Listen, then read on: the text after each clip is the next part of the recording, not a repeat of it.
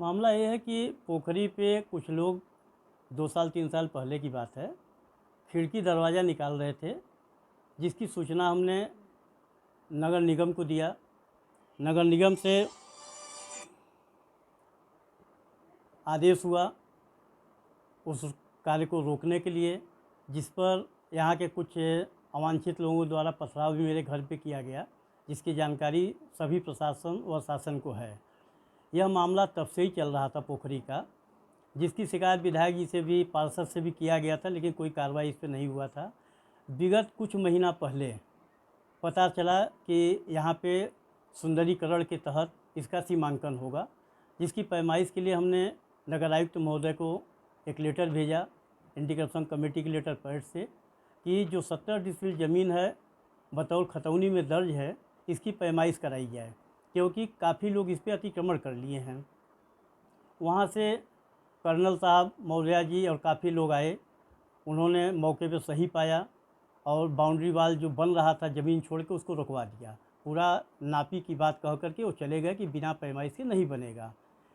इसके बाद बाउंड्री के साथ साथ फिर बीच में बारात घर बनने लगा, जिसकी शिकायत हमने जिलाधिकारी महोदय को किया। क्या सर्वोच्च न्यायालय के आदेश की अवहेलना है। किसी भी जलभूमि पे चारागाह पे किसी तरह कोई निर्माण नहीं हो सकता, परंतु यहाँ पे ये कहा गया कि यह विधायक निधि से बन रहा है और इसको आप नहीं रोक सकते। जो हमने कई कंप्लेन किए, जिस पे डीएम साहब का आदेश भी हुआ रोकने का, फिर भी यहाँ पे कार्य बदस्तूर जारी था।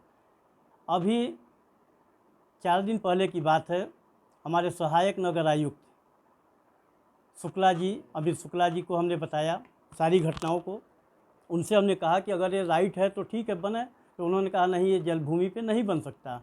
और मैं अमित शुक्ला जी को तहे दिल से धन्यवाद दूंगा कि ऐसे ईमानदार अधिकारी अगर हों जो किसी के दबाव में न आकर इन्होंने निष्पक्ष जांच कराया और मीडिया के माध्यम से इन्होंने सूचना दिया कि यह कार्य रोक दिया गया है और इसको गिरवाया जाएगा। अब उसमें हमारे विधायक जी का कहना है कि इस बात की हमको जानकारी नहीं थी कि वो पोखरी है, जबकि माननीय विधायक महोदय क्षेत्र के ही हैं, 500 मीटर दूर रहते हैं, बखूबी वाकिफ़ होंगे। जहाँ तक मैं समझता हूँ ये पोखरी है और पोखरी के ज़मीन पे पहले से कुछ लोग अतिक्रमण किए भी हैं। वर्तमान में जब बाउंड्री अभी सीमांकन हो रहा था तो भी आधे हिस्से ज़मीन पे कुछ लोगों ने अतिक्रमण किया, वह मकाने बन रहा है।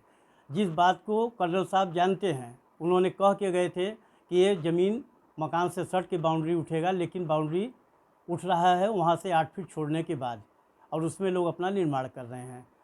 मैं यही कहना चाहूँगा कि हमारी कोई अपनी निजी समस्या नहीं है, ये जनहित का मामला है।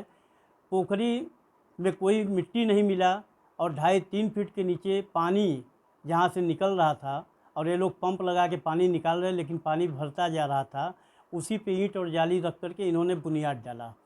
जिसकी भी शिकायत वह फ़ोटो हमने मेंशन किया डीएम साहब को, और सारी बातें हमने नगर आयुक्त को ही बताया।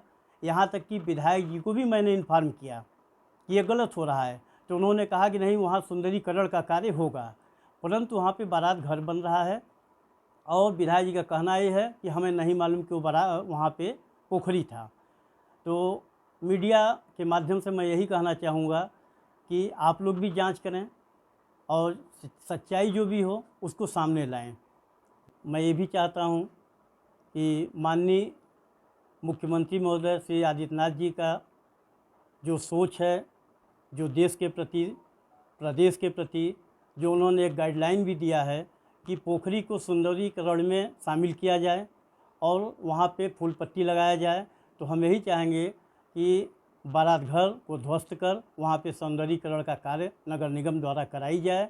वह जो भी 17 डिसमिल ज़मीन है उसकी पैमाइश कर उसका सीमांकन किया जाए।